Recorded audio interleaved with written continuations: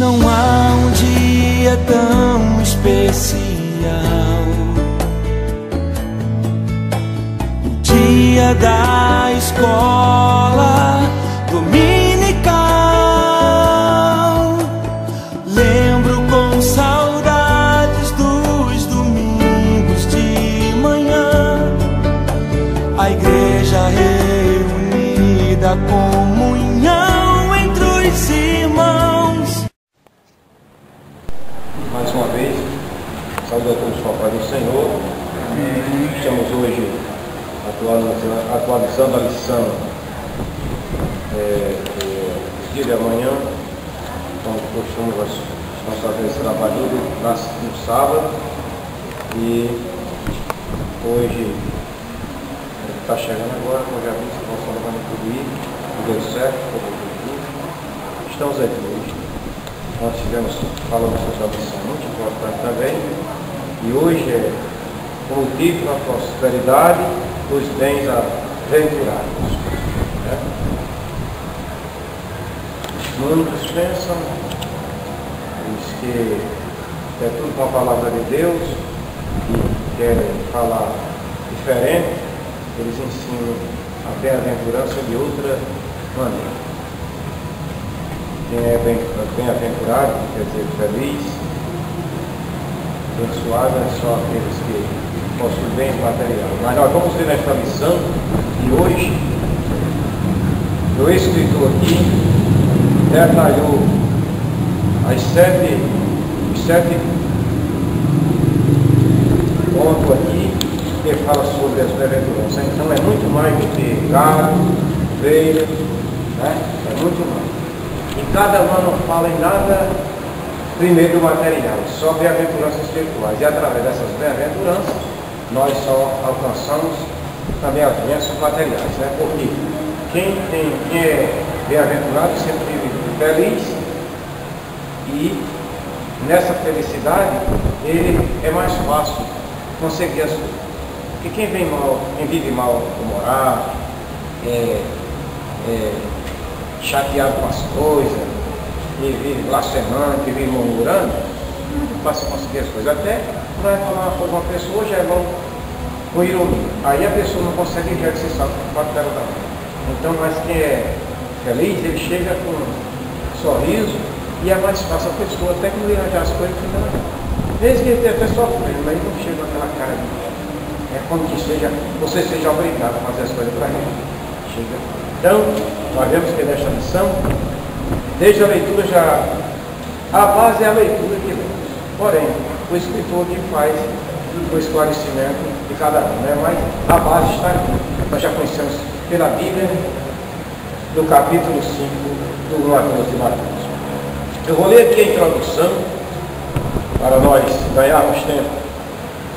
Essa lição, oxalá que toda a igreja, todos os irmãos tivessem o prazer e a felicidade de estar aqui para ouvir.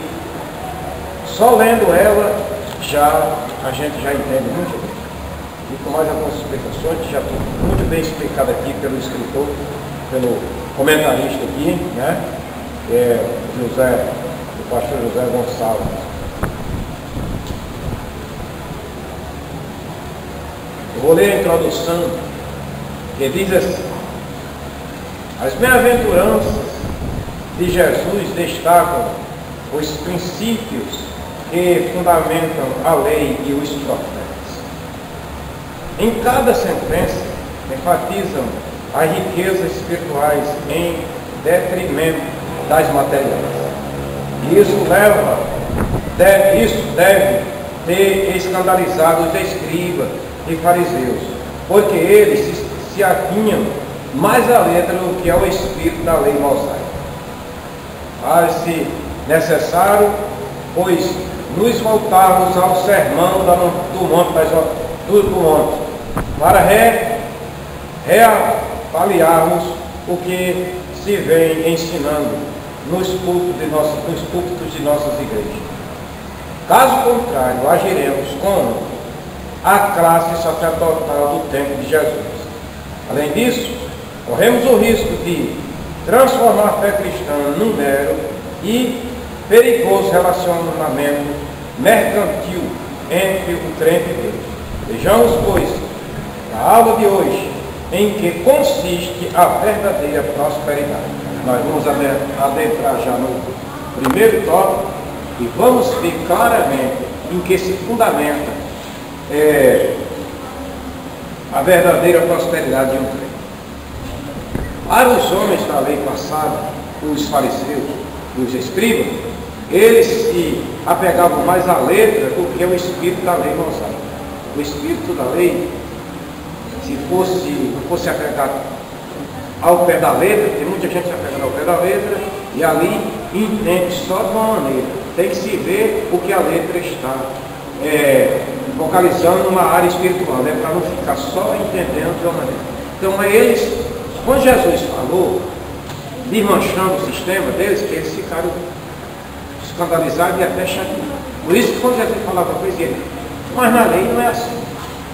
Queriam rebater e contra Jesus ou contestar contra Jesus, o maior sábio, ele não sabia que estava ali no em tudo, né? Quem tinha feito a própria, mandado fazer a própria lei, porque Jesus é Deus. Então, ele desmanchou tudo, mostrou que não consistia.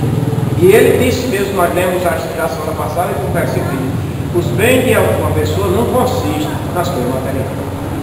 Porque se consistisse, uma pessoa que tem a coisa é rica, não morria, não adoecia, ele faz tudo. Claro que ajuda, mas quando chega a hora, isso não dá jeito. Como também a nossa felicidade, isso não importa a gente morrer, fisicamente falando, mas nossa esperança é num lugar celestial. Por isso que a gente, mesmo sabendo que vai morrer, não vai entristecer por isso. Porque eu pude ver, como eu já disse aqui, que uma pessoa rica, o homem que estava pensando em ficar rico, não era bem remediado demais. Ele chorava, pedindo à mãe dele, ela que se sonhava. Não deixe eu morrer, eu estou começando meu comércio agora. Veja, uma pessoa dessa, ele não era crente, tudo bem. Mas tem muito crente ainda desse jeito, que não conhece bem a palavra de Deus, que se apega tanto, que o medo dele de morrer é de deixar as coisas. Mesmo que ele saiba que está no caminho do Senhor, mas ninguém quer morrer, está certo. Mas quando chegar um momento desse, deve se desapegar, não é, irmão? Não tem mais jeito. Enquanto está vivo, luta. Mas você, mesmo seja moço, chega um momento que Deus vai partir, aí você vai morrer, porque vai morrer em falta com Deus, até 2 semanas, só porque queria trabalhar e porque queria cuidar dos filhos. Se Deus não quis nós você cuidasse da sua família e tirou, a gente tem naquela hora, tem que pedir a Deus força porque a nossa bem-aventurança não está nessas coisas aqui, ou nossa vida material, mas sim nas coisas espirituais que Deus repartiu para cada um de nós, como Paulo disse, né? Ontem nós falamos nisso aqui. Então, você veja que Deus falou, Jesus falou, contrariou completamente a lei dos fariseus, que entendiam completamente que os bens, a bem-aventurança seria quem era rico. Na lição de outra forma, que eles entendiam mais que o rico é que era a pessoa abençoada por Deus, que era pobre. Mas nós vemos ali, tanto o rico como o pobre, que Deus abençoou. E o rico também recebeu as bênçãos. Não porque era rico, ele não recebia as coisas materiais. O espiritual. Eles tinham vida espiritual também com Deus. Então, nós vamos aqui continuar falando no primeiro tópico dessa lição, para a gente não demorar demais de cada ponto, porque eles são bem claros. Vamos entender aqui. Leia aí, irmão. O irmão, indo lá para cá de irmão, hein? Você aqui deve ficar mais perto aqui, que o irmão gosta de. Vamos. Fundamento das bem-aventuranças. Fundamento das bem-aventuranças. O significado das bem-aventuranças. Escute. A expressão bem-aventurado vem da palavra latina beato, que por seu turno originou o termo beatitude. No original grego, o vocábulo usado por Mateus é Macário, cujo significado lembra felicidade, alegria divina e perfeita. Para os antigos gregos, somente os deuses realmente eram felizes, isto é, bem-aventurados. No hebraico, por outro lado, vocábulo Esher é traduzido do Salmo 1 com um sentido que quão felizes são o sentido, portanto é o que alguém que é feliz aos olhos de Deus por amar intensamente ao Senhor. Observa-se ainda que na literatura pregada grega, a palavra era usada para se referir à prosperidade material, mas na literatura sapiencial hebraica, ela se refere a uma condição de bem-estar espiritual com Deus. Jesus mantém este último sentido. Eu coloquei aqui uma observação aqui, no lugar que chama observa. Nós vemos que cada um vocábulo voltava no sentido, mas tinha um aqui para os antigos gregos, somente os deuses, né? Realmente eram felizes, tá vendo? Só eles eram felizes. Isto é bem-aventurado. A palavra bem-aventurado significa feliz, ou mais do que feliz. Uma pessoa que vive tranquilo, vive bem, não tem tristeza, todo canto é alegre. O crente é essa pessoa que tem que estar assim, com o rosto alegre, mesmo na hora do sofrimento, mas não pode ficar acabunhado no canto. O irmão me falou uma vez, tinha uma pessoa que chegava na casa dele, só contava miséria, e ele disse um dia que não aguentou, mas disse, mas irmão, por que irmão? Uma crente só chega, só conta miséria, mesmo sofrendo, só conta que está se acabando. Nunca chegou aqui para dizer, procure mudar esse sistema para Deus. Pelo menos tem um dia que chega muito feliz, mesmo que sofrendo, mas chega uma cara muito feliz. Tem gente assim. Não é só os deuses que seriam felizes, nós, os santos da terra que somos nós, os crentes. Eu sei que tem horas e momentos na minha vida que eu fico até perturbado, até com a dor no estômago, uma gastrite nervosa, não problema. Mas mesmo instante eu me lembro que eu vivo servindo a um Deus que é santo, verdadeiro, e me diz que Deus está feliz. Eu imediatamente procuro mudar, esqueço, seja a gente fica até comentando, eu e a esposa, porque às vezes a gente para pensar assim, porque tanta gente começou depois de nós, hoje já está igrejas grandes, calor, casa boa, até. Aí eu mesmo instante digo, mas não tem nada disso. Eu não tenho nada disso, mas a minha felicidade eu tenho o Pai no meu coração. Então, se eu não tenho, porque Deus não permitiu, não vou blasfemar de Deus por isso, e ali volto a ter alegria novamente. Porque se eu for meditar nisso, vou ficar iracundo, mal-humorado. Até uma pessoa falar comigo e eu vou dizer assim, eu não sei de nada mais não, estou aqui, mas para lá porque, né? Nós não somos esse povo. A Bíblia diz aqui que observa-se ainda, não sei se for irmão meu, que na literatura grega clássica a palavra era usada para se referir à prosperidade material, mas na literatura clássica, que é de alguém muito clássico, só pode dizer, isso aí. Você sabe que o povo dessa natureza, eles só entendem totalmente diferente, que é realmente, eles entendem diferente, mas nós, falando Deus, muda diferente. Mas na literatura sapiencial hebraica, significa que tem o significado, essa palavra, relativo à sabedoria, os livros de sabedoria, do Antigo Testamento. Então, nesta literatura sapiencial hebraica, ela se refere a uma condição de bem-estar espiritual com Deus. Vamos ler a referência da Bíblia? Eu não leio tudo, mas abre a sua Bíblia aí. Pegue sua Bíblia para cá. Leia essa referência. Abre aí no Salmo 1, versículo 1. Se é. E o irmão abre ali com 32, versículo 1. Então, o primeiro? Sim, 1. Veja aí, fala na bem-aventurança. Tem na linguagem do Novo Testamento, Velho Testamento, na literatura sapiencial do Velho Testamento, dos hebreus, fala dele, o que o salmista diz. Bem-aventurado o varão que não anda segundo o conselho dos ímpios, nem se detém no caminho dos pecadores, nem se assenta na roda dos escarnecedores. Quem não toma o conselho de ímpio, nem se detém, nem se assenta, já está dizendo, essa pessoa, nesse tomar o conselho, ele podia chegar ao ímpio e dizer assim, por que você está sendo crente? Diz que não está sofrendo, aí ele, é mesmo. Aí já se define, aí ele melhora. Que nem toma, nem conselho, nem se detém, nem se assenta. Porque quem toma o conselho parou. No que parou, está se detendo, está sendo detido. Quando ele é detido, ele cansa, ele fica se sentando. E quando se sente, o inimigo vai por ele. Então você não pode dar trégua a esse povo. É você passando, vai passando, ele para aí, que eu tenho como.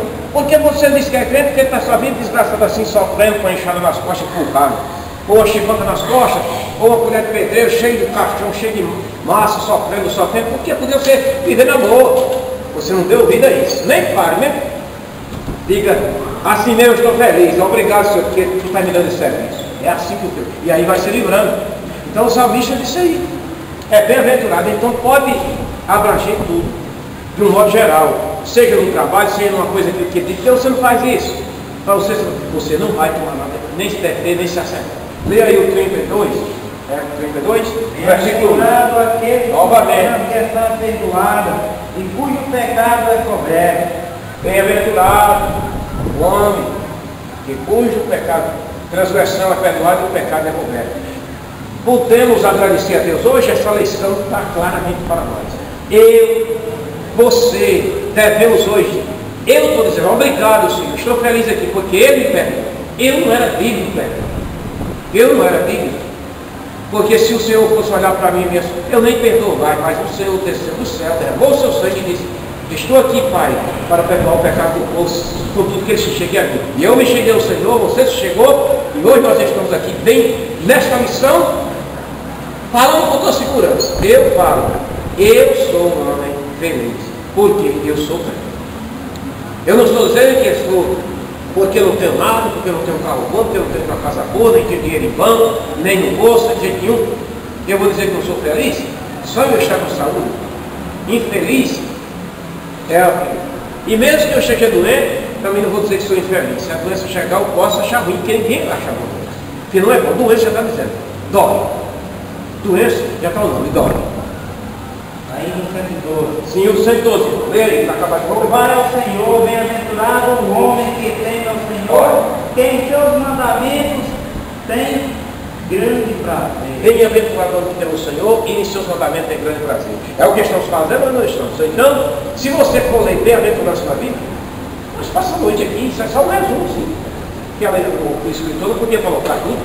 Se você for ler, como está o Senhor? Ana agradeceu a Deus, eu estou feliz. Maria agradeceu, Isabel, cada uma serva do Senhor, por ter operado na unidade da tua serva, né? Ela disse assim, de mim nasceu o Salvador. Ela era feliz. Simeão tomou o menino nos braços e diz, agora, Senhor, era de quem está feliz ou não era o nome desse? O salmista agradecia pelas bênçãos recebidas. Moisés, ao vencer o mar que passou do outro lado, cantou o hino de felicidade. Miriam dançou de alegria por estar morrendo. E assim, Débora cantou de felicidade. Baraque também quando venceu. Jael de matou Silo. Gideão, todos saíram cantando a vitória. Davi venceu os israelitas, os inimigos chegavam pulando de alegria, porque era feliz. E o povo de Deus, na sapiência hebraica, ela se refere a uma condição de bem-estar espiritual com Deus. Jesus mantém esse último sentido. Jesus trouxe isso para nós. Né? Não está aqui o primeiro item e o primeiro passo. Leia mais de Noé. Bem-aventurados os pobres. O sentido pobre aqui nós vamos ver. Não é alguém. Tem um sentido também que dá de alguém que tinha sentido. Mas esse sentido pobre de espírito, como diz a Bíblia, é um sentido de alguém que reconhece realmente as suas fragilidades, né? Nós vamos ver. Bem-aventurados os pobres. No sermão da montanha, a pobreza não é vista propriamente como escassez de bens materiais, mas como necessidade da alma. Nesse contexto, pobre é o que tem uma carência espiritual. Por conseguinte, é aquele que reconhece suas verdadeiras necessidades espirituais e por isso almeja um relacionamento mais profundo com Deus. como fez o salmista. Maria, seguir, você vai lá, pode ficar para ler a história do salmista, que é o salmo, né? Então, é como eu já disse, mas é bem claro aqui. Alguém entende que ser pobre de espírito é uma pessoa ruim? A cunhada, eu já disse isso aqui, mas eu gosto de lembrar isso aqui. Quem não entende? Cheguei na casa da cunhada da minha esposa, lá em Nova Natal, em Gramoré, da namorada, Eduardo. Ou quando eu tenho apenas falando de casa, uma pessoa com essa casa, ou aquela pessoa muito pobre de espírito. Isso aí não precisa dizer alguma coisa. Ou mulher ignorante, ou mulher, ou só faz assim. Eu disse, você está completamente errado. Ser pobre de espírito, ela é uma ignorante e acha ser a dona da verdade, que chega com violência com você, brigando. Uma pessoa pobre de espírito é diferente. Ele se humilha diante de Deus, diante de qualquer pessoa, reconhece as suas fragilidades, a necessidade que a sua alma tem, e entrega tudo a Deus. Isso é ser pobre de espírito, precisamente. E dia de outro gigante, para que eu vou dizer. Nós somos essas pessoas. Quando o crente se aparece, dizendo, eu quem mando aqui, como disse o pastor que já estava essa semana na reunião, e o pastor disse, que outro chegou e disse, eu quem mando aqui, deu o burro na mesa. Eu não mando em canto nenhum. Eu posso ser um líder aqui, determino, anuncio os cultos, dou as sortes dos cultos, digo como é que é esse predito, mas não sou dono. E a igreja tem porque está fazendo o trabalho do Senhor também, não é porque eu mandei. Se eu quiser ser dono, eu estou querendo ser rico. Eu dependo de Deus, você depende de Deus. E quem depende de Deus é pobre de espírito. Na expressão de que reconhece as fragilidades, que depende de Deus e que Deus é Ele quem opera na sua vida. Então, veja o que o irmão leu aqui. Nesse contexto, pobre é o que tem uma carência espiritual. Nós carecemos de quê? Do Espírito de Deus. Por esta carência, nós se torna pobre. Jesus era rico e se fez como pobre, foi? Para poder nos salvar. Ele, sendo rico, se fez pobre, se tornou humilde. E essa humilhação até volta de Cristo, quer dizer, ele esvaziou-se de Deus. É como que o Espírito de Deus, naquela hora, ele ficasse com qualquer um de nós, para poder Deus operar. Se ele fosse assim, eu sou Deus, sabe alguma coisa? Eu volto, não vou morrer por ninguém. Satanás ele tinha ganhado. Mas ele se tornou pobre de espírito, igualmente a gente quando nessa área. Aí o Senhor enriqueceu ele, descendo o seu espírito e dando a força para ele ressuscitar dos mortos, e hoje ele é o dono de tudo e é quem nos capacita para fortalecer esses homens que carecem dessa parte espiritual, que tem carência nesta pobreza espiritual. Nós devemos, quando nós estamos humilhados na presença de Deus, de joelho, nós estamos, Senhor, tu sabes que eu careço da tua graça, do teu espírito. Eu não sou nada sem ti, Senhor, é para o Senhor chegar e nos encher. Mas quando ele diz, Senhor, eu nunca preciso. O cara que diz, eu negócio de pecado, Deus faça de mim o que quiser. É um orgulhoso, ele acha que Deus tem direito de ele fazer o que quer e depois Deus perdoar ele, olhar se ele estava errado ou não. Nós temos que ser humildes de espírito para poder alcançar. Jesus disse, aprenda de mim, no final do livro de Mateus, né?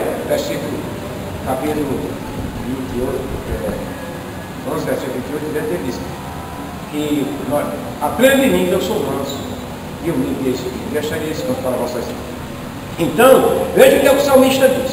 Eu mandei o irmão parar aqui quando ele disse, é aquele que reconhece as suas verdadeiras necessidades espirituais.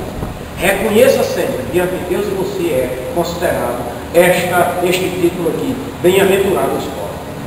Mas na Bíblia diz, bem-aventurado os pobres de espírito, porque deles é o quê? Na Bíblia, o rei de Deus.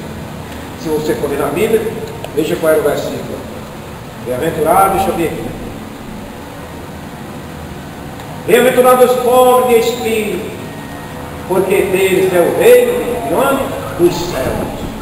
Lá no capítulo 5 e versículo 4. Cada um aqui vem dizendo, para que coisa cada um, que capacidade cada um, o Senhor dizendo, é isso, é na terra, é do reino dos céus. São filhos de Deus, que coisa maravilhosa. Enquanto os judeus não tinham esse nome, dizer assim, são filhos. E eu te abençoarei. E eles esperavam mais gado crescer, gado todo, ovelha bonita, porque ainda não tinha salvação. Só esperavam ainda. Nós agora vamos ver outra coisa. E o mais que vem é desse para nós, né? Leia, irmão, ainda essa parte aqui que era no mesmo, como o cego branco. Era a história do salmista. Como o servo brama Ou pelo o salmista, veja aí. das águas, Olha o que o salmista diz. assim suspira minha alma por ti, Isso é ó quem é Deus. quebrantado. Uma pessoa A que minha chora. alma tem sede de Deus, do Deus vivo. Quando entrarei e me apresentarei ante a face de Deus, as minhas lágrimas Você tem ouvido, tá vendo? de dia e noite. Porquanto me vivem constantemente, onde está o teu Deus? E me derramo a minha alma, pois eu havia ido com a multidão. Fui com eles à casa de Deus, com voz de alegria e louvor, com a multidão que festejava, porque estáis abatido, ó minha alma, e porque tem perturbados em mim. Espera em Deus, pois ainda o louvarei na salvação da sua presença. O Salmo 42, versículo 1 a 5, foi o que o salmista. Quem clama desse jeito, olha, quem clama desse jeito como o salmista aqui, é alguém que é quebrantado. Uma pessoa arrogante, irada, ama. Temos um exemplo na Bíblia. Ama. De início ela orava uma oração irada. Com raiva da pessoa que era rival dela, chorava e não comia. Um crente não pode, a não ser que esteja jejuando, chora na presença do Senhor e não comendo porque está jejuando, aí é outra coisa, é o choro e humildade. Mas chorando por raiva, aí não comia. Ia morrer de fome. Foi preciso ir ao cano, o seu marido dá conselho a ela. Por que você faz isso? Se levante, minha filha, coma, se alimente. Aí ela orou diferente, fez um voto a Deus, aí já esqueceu da rival. Aí aquela se tornou, no momento, pobre de espírito, entregou as suas fragilidades, a sua necessidade, carência de Deus em sua vida, da presença de Deus, entregou a Deus naquela hora. Aí disse: se tu me deres um filho varão, eu te darei para ser o Senhor para sempre. Não disse: eu não quero nem ficar comigo. Não disse: mamar, eu quero saber que eu tenho um filho. Eu quero que Deus me ocorra. Aí quando se levantou dali, comeu, se alimentou, e o rosto da mulher já não era mais triste. Quer dizer, chorou na presença de Deus, humilhou-se, reconheceu a sua necessidade espiritual, sua carência, que ela estava errada. O crente não pode se ajoelhar com raiva de ninguém, nem odiando ninguém. Eu vou orar, eu quero que tudo que mate fulano e tal, não adianta. Diga a Deus: Senhor, tu sabe de tudo, faça segundo a tua vontade. Eu não posso ser raiva de ninguém, nem posso me vingar de ninguém. Se é o inimigo que está ali perto do mão, você diga: Senhor, resolva por mim. Eu tenho que me quebrantar diante da tua presença, eu estou aqui, a minha carência é essa. E Deus vai tomar conta, né? Mas se você se ajoelhar e irá, Ele vai resolver o problema. Pode não resolver isso, você vai até se regocijar. Eu pedi para matar fulano, mas morreu. Aí vai orar para matar outro. Deus não quer isso. Não é? Deus quer na nossa vida orar por eles. E a Bíblia diz: ore pelos seus inimigos e amontoar as brasas viram sobre a sua cabeça.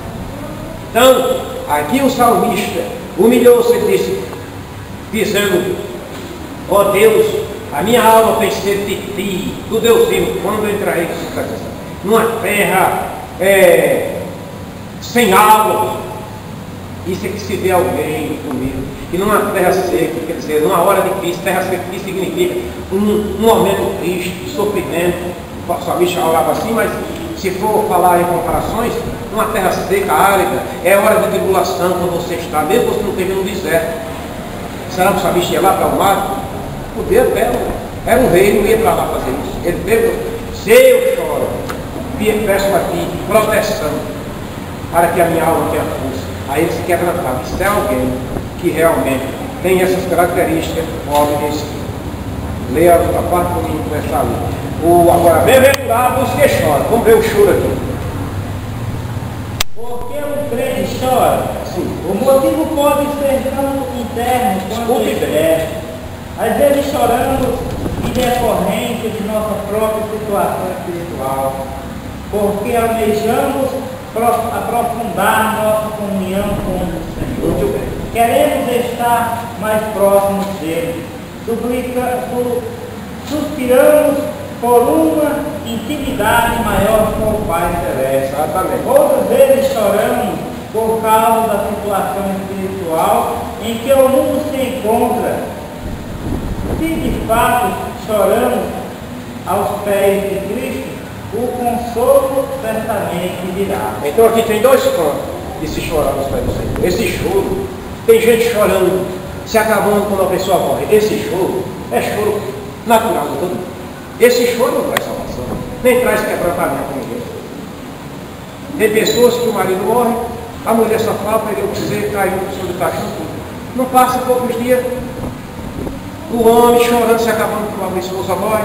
Quando passa 2 dias depois, ele, por estar sozinho, ser um homem novo, precisa de uma esposa, tanto para cuidar da casa como de todas as áreas que precisa. Né? A verdade é essa, e Deus não condena, porque ele vai. Se no outro dia ele conseguir sua a mulher também no outro dia, só que é feio, alguém acha feio, porque devia esperar um pouco, pelo respeitar. Mas para Deus, não é condenação, não. Agora é ele com a esposa viva e o esposo vivo e a mulher traída. Ou então a esposa viva e o marido traído. Mas o homem, mas chora no dia, esquecer. Agora o choro, aqui na presença do Senhor, quando a gente reconhece que é mais um aprofundamento de comunhão com Ele, com o Senhor, queremos estar mais próximo dele, aí a gente chora. Muitas vezes que eu fui para alguns desertos, orar ao Senhor, consagrar ao Senhor, dias inteiros, voltando de tardezinha, lá eu chorei muito, lendo a Bíblia, na hora, lendo, eu estava tão perto de Deus, que chorava, levava os 2 lenços, para poder ter que ir voltar com ele molhado, durante aquele dia, porque eu lendo a palavra, não era nem o momento que eu estava orando, chorava mais lendo a palavra, principalmente aquela história de José, a história de Mardoqueu, aquelas vitórias daquele homem, na hora eu não suportava mais lá com você. Às vezes eu estava cantando hino e começava a chorar, porque eu estava aqui perto de Deus. Esse era o meu choro de quebrantamento, para uma comunhão mais profunda com o Senhor, e queria estar mais perto dele, suspirando por uma intimidade maior com o Pai Celestial. E outras vezes choramos com problemas do mundo, no mundo perdido. O crente é para ter esse choro também. Senhor, chorar por essa cidade, você, meu Deus, umas horas, 2 orações, um momento, Senhor, se eu orar, você orar, essa cidade muda, porque Deus vai ouvir a oração de Deus, não ouvir a minha oração, não é só no pastor, não.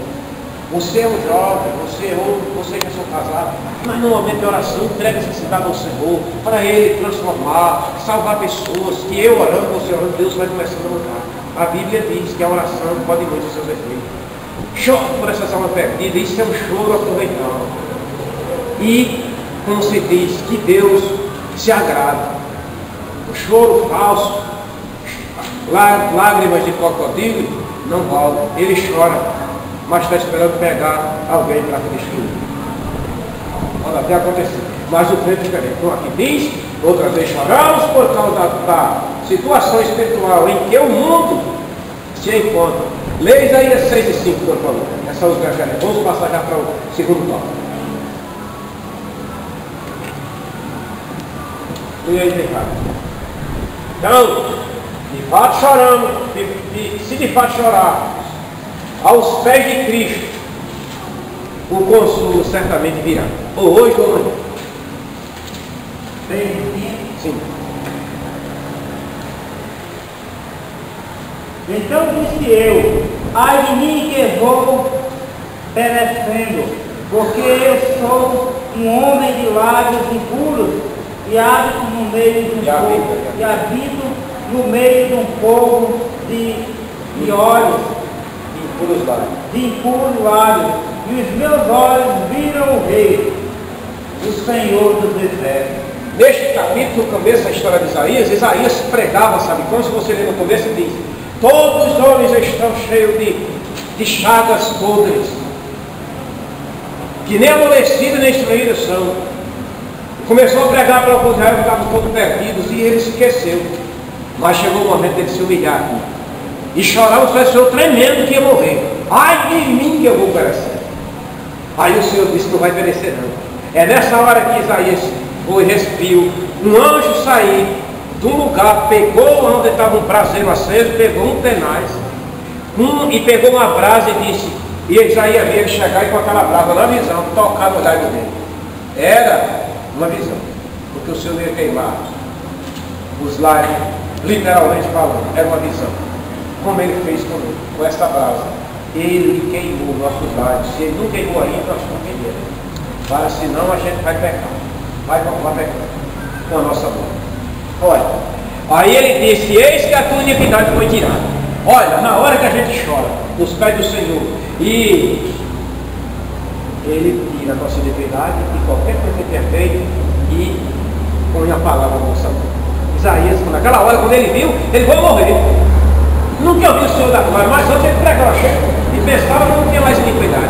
Aí o Senhor disse, eu tenho iniquidade e vou morrer, porque eu ouvi o Senhor da glória. Aí o Senhor disse, morre.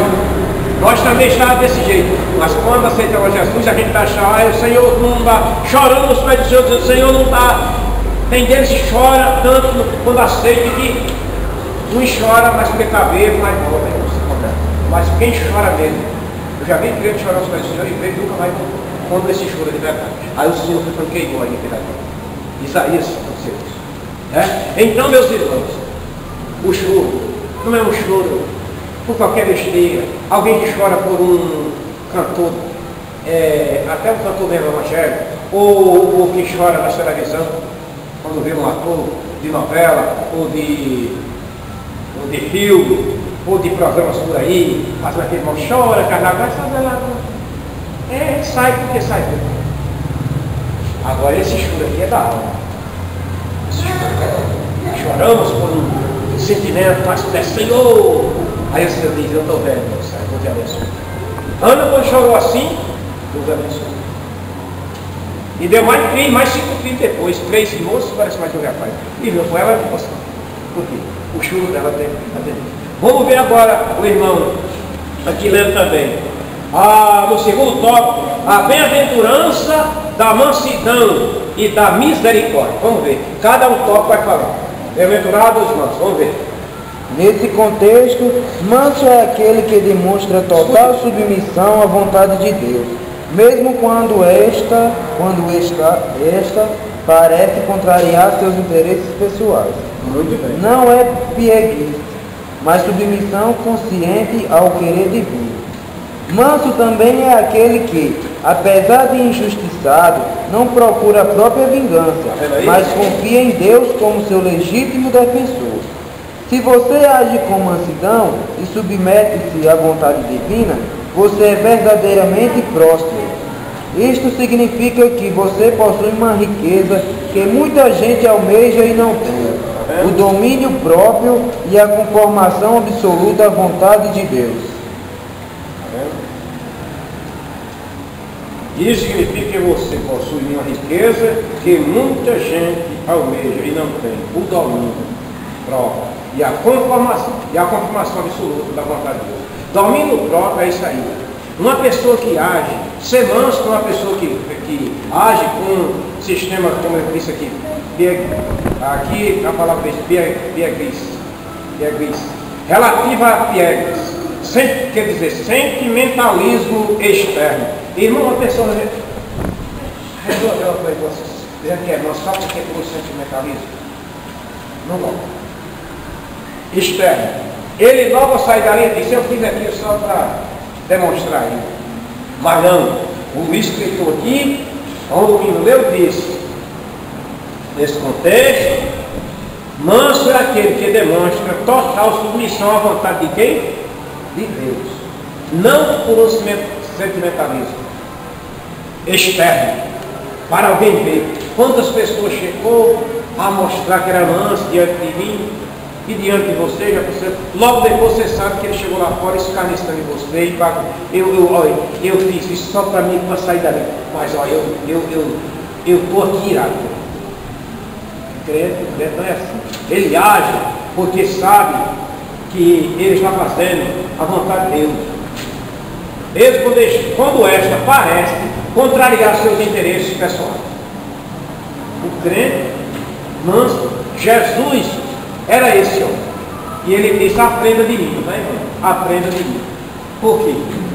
Se você aprender de Jesus, eu quero ver o cara ser manso. Porque ele faz a vontade de Deus, mesmo que os interesses pessoais dele sejam contrários, tudo seja contrário, ele abre mão dos direitos.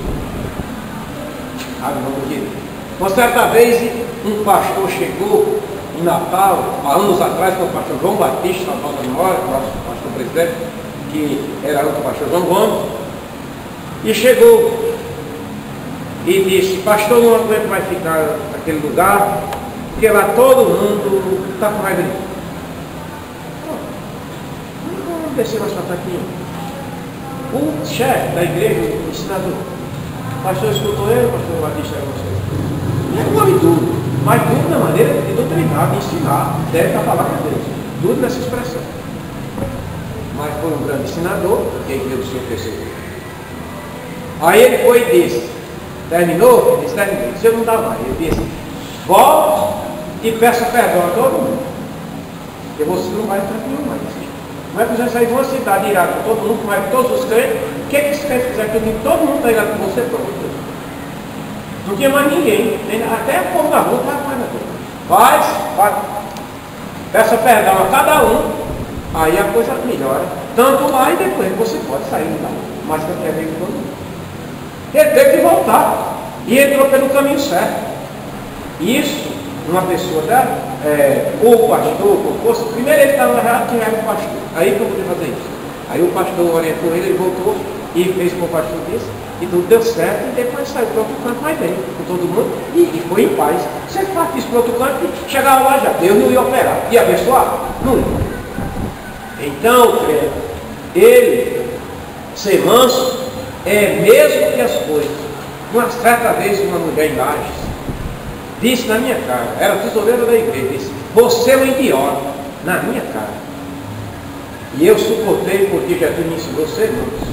Porque era, se fosse um credo, era para meter a mão na cara, até da mulher mesmo, e o marido também, e matar o camarada depois, porque a pessoa perde a cabeça, respeito, mas eu disse, está certo, pode dizer. Mas só que Deus, poucos dias depois, para provar que eu não era idiota, o esposo dela adoeceu, estava para morrer, agoniado, se acabando lá, correndo na minha casa, gritando, socorro, lá até lá que Zacarias está morrendo. Eu fui orar por ele, para o homem tornar a viveu por muitos anos. E mudou. Aí ele mudou. Hoje são todos amigos meus. Chego na casa dele, Eduardo, nunca mais vem aqui, pastor. Me chama Eduardo, porque a intimidade dele é tão grande que as mulheres velhas, que eram crianças. Aí ele me chama assim, intimidade. Então eu perguntava, alguém perguntava, o pastor Eduardo está lá em casa. Para falar, você não fala. E também eu me importei com isso. Então, ser manso aí, abrir mão até dos seus direitos. Mesmo você, e ter apoio e falar depois não. Por trás não adianta. Jesus abriu mão. Muito objeto de coisas com ele só fazia ficar calado. O povo blasfemando dele, dizendo as coisas, aí eu veio a pé. Responda alguma coisa. Não sabes que eu tenho poder de te matar e também de soltar? Jesus disse, aí Jesus não conheceu, o pastor Roncitão disse, tem um poder que tu terias, se doar quanto fosse dado. Não disse assim, de mim. Não, se doar quanto fosse dado. Então, ser manso é isso aí. E não vou nos afrontar muito. Não procura a própria vingança, mas confia em quem? Em Deus como seu legítimo defensor. Veja o que diz aqui, eu estou gostando dessa referência para acabar de falar.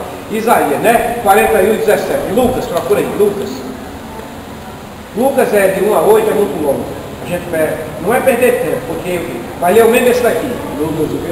Lucas capítulo 18, versículo 1. Aí tem até muito, eu vou mandar ler o mesmo começo. Leia, irmão, Isaías 41:17.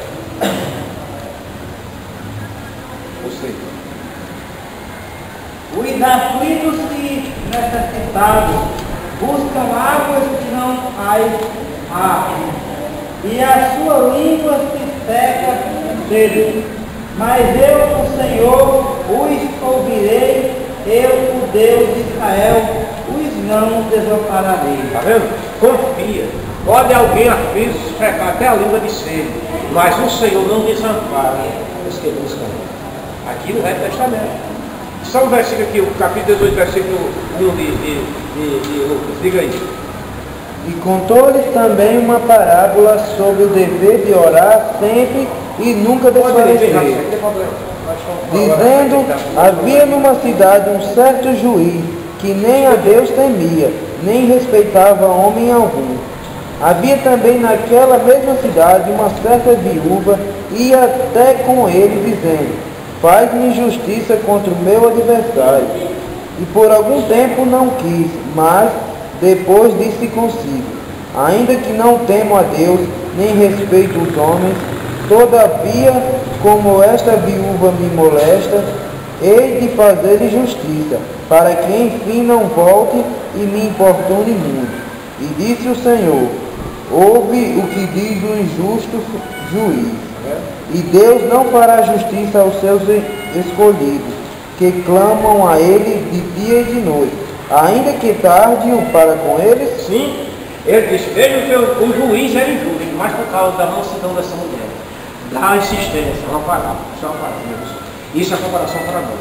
Então ele disse: o injusto juiz fez isso. E ele, vosso Pai Celestial, não darei ao necessário aos aflitos que buscam a mim, que são mansos? Quem é manso espera na infinidade de Deus, no poder infinito de Deus, na recompensa bem dele. Não age com os seus próprios interesses.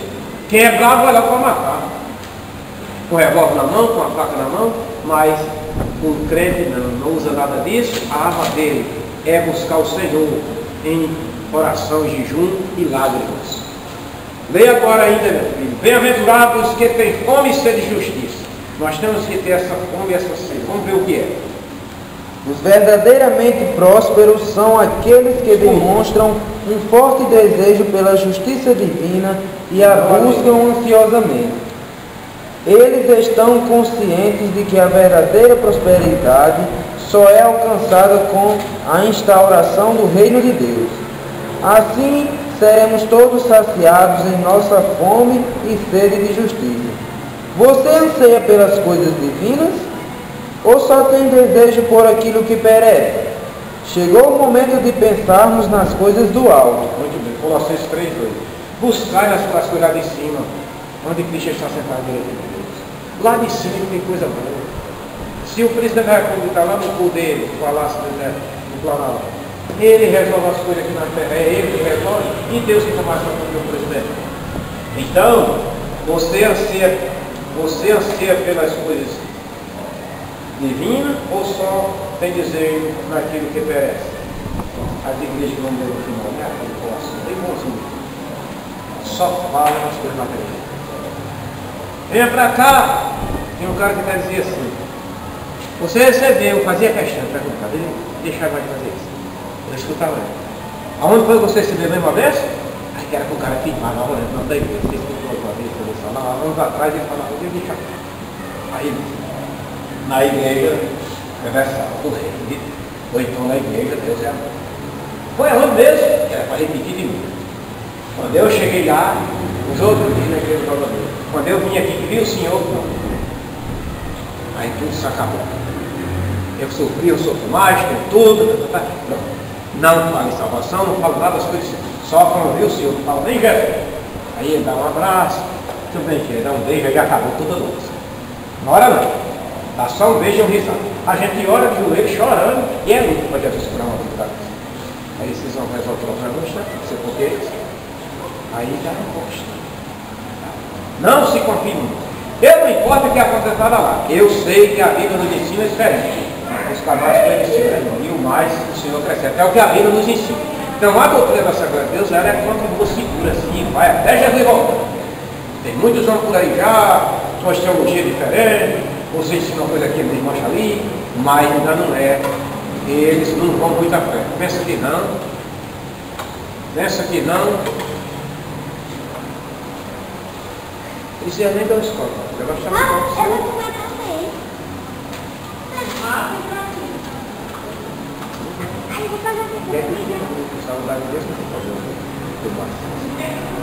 Olha, então, meus irmãos, nós não podemos pensar nas coisas que vêm só daqui, porque elas perecem, são perecidas. Agora, essas igrejas de hoje estão aí, essas teologias da prosperidade, da função positiva, tudo é relativo. Então, ele só não fala mais. Sendo abençoado aqui, tá bom. Tá bom. E não lembra que se não tiver lá de cima, tudo perece aqui. Eu prefiro hoje ter aqui que não tenho nada, materialmente falando, à vista de quem tem. Mas eu prefiro ser assim do que eu fosse rico. Milionário hoje está no mundo perdido. porque um dia eu ia deixar tudo aqui sempre, e o meu sofrimento é eterno. Seria assim mesmo. Agora, eu queria também ser rico e ser um crente de Jesus, como um salmista, no segundo coração de Deus. Né? Porque a gente tanto vivia bem, servia alguém, se fosse um homem de Deus, e tinha certeza da vida eterna. Então, o nosso bem não está só nas coisas. Leia aí nesse outro. Bem-aventurados misericordiosos.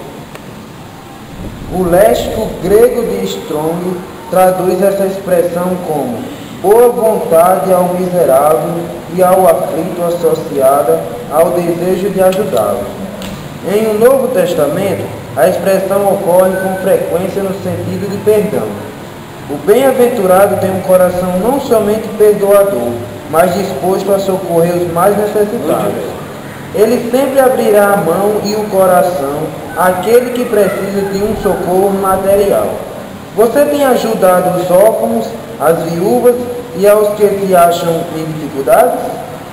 Essa é a verdadeira religião. Você sabe perdoar? Você sabe amar como Jesus amou? É a causa de interrogação. Será que nós estamos fazendo isso? A nossa igreja não. A nossa igreja em todos os cantos tem centros sociais, mas ainda mais falta muito. No projeto dos pastores presidentes, e agora eu tenho os projetos, ele me der pouquinho, o outro passou aqui também, de volta. Projeto de Macaco, Mossoró e mais abrangente. É uns 2 tanto ou mais de projetos. Muito bom. Social, ia mostrando que Natal é a forma bem todo mês. Então, o projeto muito bom, o projeto do pastor Ivan também muito bom. Todos dois, cada um são um projeto muito bom para a causa do Senhor. Vão tentar cumprir. Vão tentar. Um deles dois vão ser o presidente da nossa igreja. Então, estamos só orando a Deus para Deus ver. Um deles, sabemos que um tem que ser o presidente. E vamos segui-lo e obedecer. Então, mas é como eles disseram, no projeto ainda falta muito. Nossa igreja, ela tem ainda um começo, um pouco da igreja primitiva. Mas ainda está longe de ser. Hoje está tudo diferente, porque no tempo da igreja primitiva, lá em Jerusalém, o povo não era aposentado, não tinha uma ajudinha do governo também, hoje nos ajuda. Mas hoje mudou em todo o Brasil e em todo o território nacional do mundo. Muita mudança. Mas tem país aí, muita gente morrendo de fome, e nem igreja evangélica quase tem. É uns países que não quer nada com os crentes, e só faz sofrer mais. Nosso Brasil já tem muito crente, tanto na Assembleia de Deus como dentro das igrejas. Uns que não ajudam, só querem ver a mente. Mas a nossa igreja, tem os dias de oferta, mas sempre ajuda aqui e acolá. Natal temos ceado, tem muita gente que eles ajudam em Natal. Em Mossoró também tem. Dá umas ajudas aos obreiros, umas feirinhas também, dá outras pessoas lá e outras coisas mais. Tem uns ajudas na área de oncologia, Mossoró, e assim vai em todo o Brasil. Então isso é a área social. Mas nós ainda estamos longe de cumprir como a igreja primitiva, em amor mesmo. Ao ver o necessitado chegava lá, partiu o que tinha.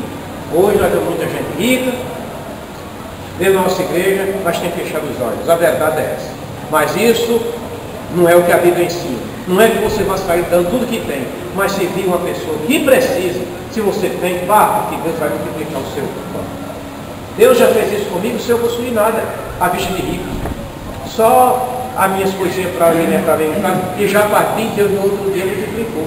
Me deu em dobro. Porque é a palavra dele que escuta. Quem dá aos pobres não é alguém, o dizer de alguém, empresta a Deus. Né? Mas não emprestamos nada a Deus. Deus já tem tudo, ele não precisa de emprestar. É só o dizer popular de alguém, né? Mas não precisamos, ele não precisa de emprestar. Se ele tem tudo para nós, já tem. Não está na Bíblia isso. É realmente algo atrás do povo. Então, Tiago diz que a religião da pessoa que não faz isso, que acorda necessitado, os órgãos, o necessitado, alguém que precisa, essa religião é religião pura e imaculada, sem mancha, sem mácula para com Deus, é visitar os órfãos, socorrer as viúvas na sua necessidade. Está aqui, ó, esse mesmo versículo tem. Entendeu?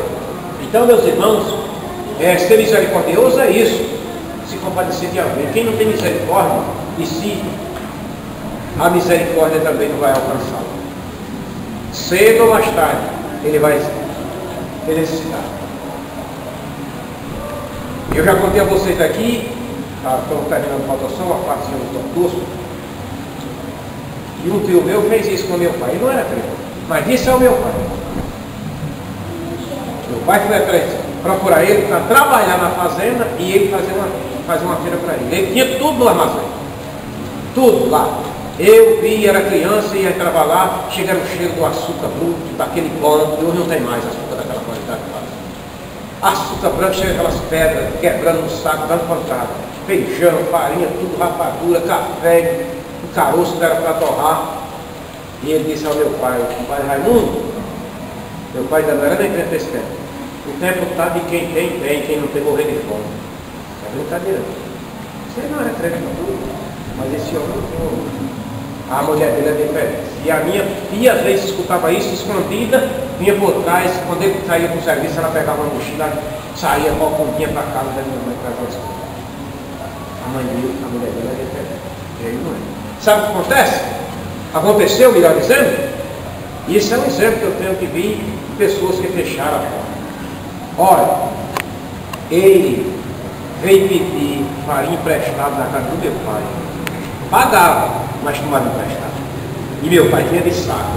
Depois, saco cheio de farinha, açúcar, saco cheio daqueles de pano ainda, não era esse saquinho de plástico.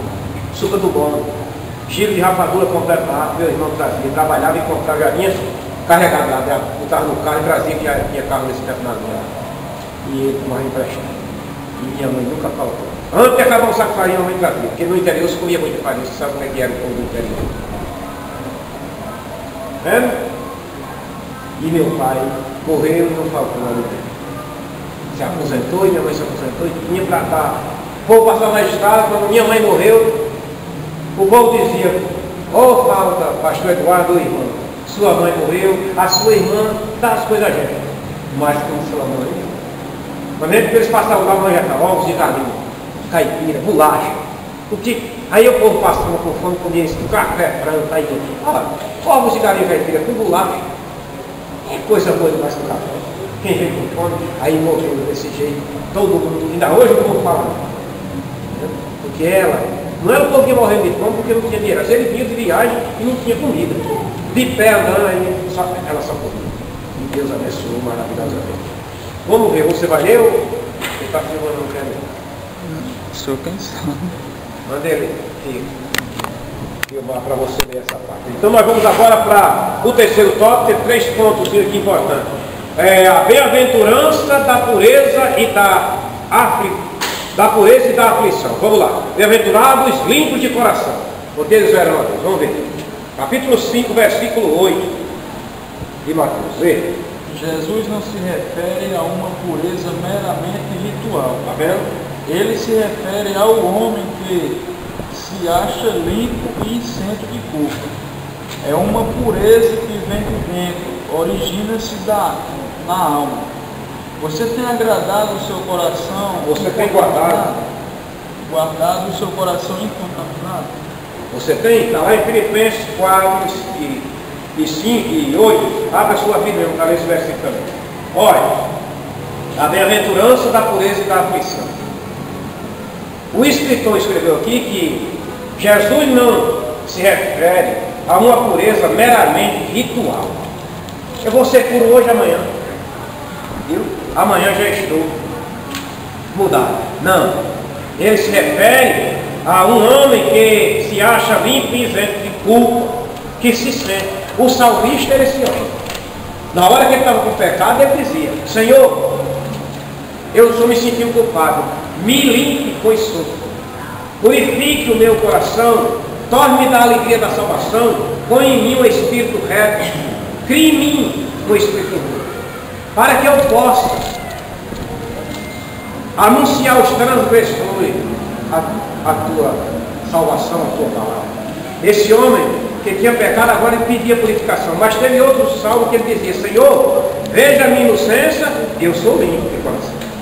E Jesus, e Deus disse, e aqui Davi era um homem segundo o coração de Deus, porque ele reconhecia que tinha a hora que ele estava na situação. E ele procurou sempre fazer isso. Samuel, quando estava para partir, já perto de morrer, ele chamou o povo israelita e disse: agora vocês façam a prova de Deus. Se eu fui injusto com vocês, se eu tomei algum cabrito de vocês, se algum boi, eu vou. Se eu usurpei em vocês, não vão dizer uma coisa dessa? Aí o povo disseram: não, Senhor, tu não tomaste nada nosso, tu és um homem sério. Isso é pureza de coração, homem, isento do mal. É uma pureza que vem de dentro, origina-se da alma, na alma. Você tem guardado o seu coração incontaminado? Leia Filipenses 4:8, por favor. Já termina. Lá. Quanto ao mais, irmãos, tudo o que é verdadeiro, tudo o que é honesto, tudo o que é justo, tudo o que é puro, tudo o que é amável, tudo o que é de boa fama, se há alguma virtude e se há algum louvor, nisto pensai. Tudo que é de bom. Então, nós temos que procurar ser uma pessoa boa para diante de Deus, e Deus vê em nós uma pessoa isenta do mal. Jesus, tudo que é de bom está em Jesus. E se nós queremos seguir a Ele, temos que ser isento do mal, para poder ser essa pessoa limpa de coração. Para poder ver o limpo de coração, está aqui no versículo, né? Vamos ver a leitura aqui. Bem-aventurado, onde é que está? O versículo. Onde é que está? Aqui está aqui, bem-aventurado, limpo de coração, versículo 8, porque eles verão a Deus. Agora leia rapidamente. Bem-aventurados os pacificadores. Vamos lá que a hora está chegando. Chegou. A Peshitta, tradução aramaica de Mateus, feita em 150 depois de Cristo. Traduz essa expressão como os que fazem a paz. O pacificador é alguém que não somente ama a paz, mas encontra-se comprometido com o processo que a ela conduz. Você tem semeado a paz? Ou é alguém que se compraz em levar a guerra entre os filhos de Deus? Em Hebreus 12:14 diz: segui a paz com todos e a santificação, sem a qual ninguém verá o Senhor. Oh, Deus. Então, os bem-aventurados pacificadores não é de uma paz apenas, e alguém que diz aqui, são como os que fazem a paz. O pacificador é alguém que não somente ama a paz. Quantas pessoas dizem: eu amo a paz, mas não tem. Os ímpios, o profeta Isaías diz no capítulo do seu livro, os ímpios não têm paz, e nem semeiam a paz. Está na Bíblia. Mas o crente, fiel a Deus, ele tem paz exterior, fora e dentro. E a paz importante é a que vem de dentro, porque é só que você pode passar o que na frente. Tudo bem, fulano, esse camarada tem paz comigo. Mais dentro ele guarda rancor de outra pessoa. O crente não tem rancor em canto nenhum. Nem com alguém lá fora, não é só porque ele está vendo aqui não. Porque o cara pode se enganar, mas não sabe que você tem ódio de alguém e não tem paz com outra pessoa naquela mesma cidade, ou noutra cidade. Não. Ele diz aqui, não só alguém somente ama a paz, mas encontra-se comprometido com o processo que a ela conduz. Você tem semeado a paz? Ou é alguém que se compraz de levar a guerra entre os filhos de Deus? Os homens semeadores de contenda, eles não têm paz. Eles semeiam o mal, né? A Bíblia diz: há 6 coisas que Deus aborrece. E a 7ª é o quê? Abomina. Eu li abominação, não vem a palavra abominação, é muita coisa. O significado. É uma coisa que Deus não quer nem ver mais. Apenas que Ele aborrece, ainda tem um jeito. Mas aquele abomina é Sabe qual é? O semeador, porque semeia contenda entre irmãos. Por isso que eu ensino por onde ando, nada de semear contenda. Alguém quer? Camarada lá em Caiçara do Norte, aceitou o conceito era doido. Aí ele dizia, vamos chegar aí, o pastor aqui está passando tanto tempo, os pastores da feliz. Vamos orar para o pastor, vamos orar para o pastor. Ele não gostava disso. Porque em vez dele falar, ele dizia, vamos orar. Em vez de falar do pastor, ore. Ou, se ele não está dando certo, até para Deus. Arranjar um canto para ele, e ir embora, um canto bom, e vem outro. Não ofende não. Um dia, o pastor disse a mim, e o camarada, o pastor lá em Independência, ele queria sair de lá. Aí sai, irmão, você está orando para mim, para eu sair daqui não, né? Ore! Não tem jeito de eu sair, eu quero procurar um canto. Só um canto que não dá certo. Ore, o coração você está fraco.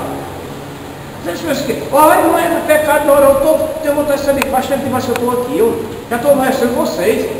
Pode orar. Não ofenda orar igualmente. Jesus.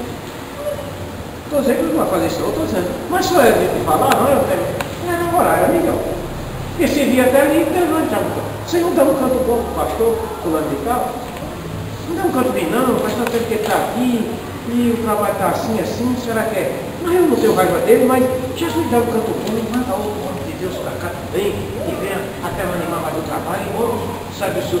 Não é pecado não, você fazer isso. Agora falar para o candidato, ou do pastor, ou falar Deus, ou você falar, ou ele falar de você, é que não presta, é semear com a fé. Mas orar por ele, você orar por ele e ele por você, é uma bênção. Lê o resto aqui. Então não dá. A paz é essa que tem dentro, mora dentro de você, não semeia guerra com ninguém. Né? Bem-aventurados perseguidos por causa da justiça. Lê para terminar. O princípio que o Senhor Jesus expõe é frontalmente contrário à filosofia materialista deste século. Sofrer injustiça, ser perseguido e até mesmo martirizado por causa do reino de Deus são evidências de uma bem-aventurança eterna. É o que ensina Jesus. Dificilmente os pregadores da prosperidade aceitarão tais coisas. No entanto, eles se esquecem da advertência do Senhor. Tenho-vos dito isso, para que em mim tenhais paz. No mundo tereis aflições, mas tende bom ânimo, eu venci o mundo. Eles esquecem isso aqui. E Jesus disse que a gente tinha aflição, mas tenha bom ânimo, eu venci. Então esquece que não quer que ninguém sofra. Aí desfaz a palavra de Deus, né, irmão? Desfaz. Desmancha, ele não quer aceitar esse versículo. Você não é mais para sofrer. Você não nasceu para isso. Você está com uma coisa errada. É falsa essa doutrina da confissão positiva e da teologia da prosperidade. Que você tem que ser isso e aquilo outro, não pode mais sofrer. Jesus disse, no mundo você tem. Eu vou com Jesus. Agora, tenha bom ânimo. Ele diz, suporte, né? Resiste, que eu vou vencer. Que eu vou vencer. Aí, a conclusão é assim, vou ler aqui a conclusão. A bem-aventurança de Jesus contraria totalmente os conceitos da teologia da prosperidade. A grande lição que aprendemos com o mestre é que o homem realmente próspero não é aquele que pode ser avaliado de forma superficial e materialista, mas aquele que encontrou a paz em Cristo. Romanos 5:1. Ele disse: isso não significa que Deus não queira que os seus filhos prosperem materialmente, mas a prosperidade material nada representa sem a espiritual. Amém? Amém. Então nesta noite, que Deus abençoe, que Deus nos dê da sua graça e da sua unção, e que possamos aprender mais e mais do Senhor. Agora aqui, nós vamos só ser bem-aventurado que é no começo da lição, né, irmão? Que tem esses pontos aqui. Primeiro, ter paz e comunhão com Deus. 1 Coríntios 1:9. Segundo, ser regenerado. Tito 3:5. Terceiro, experimentar uma mudança interior. 2 Coríntios 5:17. Quarto, é ter a certeza de que Jesus supre todas as necessidades. Salmo 23, e o versículo 1. Sou eu pastor e nada me faltará. Quinto, é ter alegria em toda e qualquer situação. 1 Tessalonicenses 1:6. Abacuque, né? 3:17, né? No versículo 18. E 6. Sexto é cantar e adorar o Senhor em todo o tempo. Atos 16, 23 a 25, que os apóstolos cantaram. Cantaram e oraram dentro da prisão. Então, estava numa circunstância ruim ou não estava? Então, nesta noite, que Deus abençoe. Amanhã temos um grande culto aqui de pregação para Deus. Queremos ter a presença de todos os irmãos e orar para Deus mandar mais pessoas. Estamos colocando o irmão Caú e o irmão Sandoló, que estão aqui nos ajudar no louvor. Eu estou pregando a palavra de Deus. Isto é, se não tiver o pastor aqui, se não vai ser o pastor. Vou pregar amanhã. E na segunda estou indo a Natal, resolver umas coisas. E sábado é a eleição do nosso presidente, do nosso novo presidente, e vocês estão aqui fazendo esse trabalho. Eu chego no domingo para o culto de mocidade. Amanhã eu estou dando todos os detalhes, tudo certo? Cada semana, trabalho na semana também, na sexta-feira, esse os irmãos, deixa eu ver se do dia, ou 2 ou 3 anos de oração, ora, se tiver pouca gente, ora, você o Senhor pode fazer, para não deixar de fazer o trabalho do Senhor. Desde que outros não vem, certo? Nós vamos deixar. E espero que tudo dê certo, orando para Deus te abençoe. Vamos ficar de pé, vamos orar ao nosso Deus. Senhor nosso Deus, nosso Pai Celestial, nesta noite nós te agradecemos por esta lição tão maravilhosa que eu mesmo aprendi. Não podemos explicar na sua totalidade, teologicamente, mas o que entendemos, falamos aqui de acordo com a palavra de Deus e que o Espírito Santo nos concedeu. Agora leva-nos em paz para nossos lares, nos dá uma noite de paz e tranquilidade, Senhor. É o que nós te pedimos e te agradecemos, no nome de Jesus. Amém. Que Deus abençoe a todos.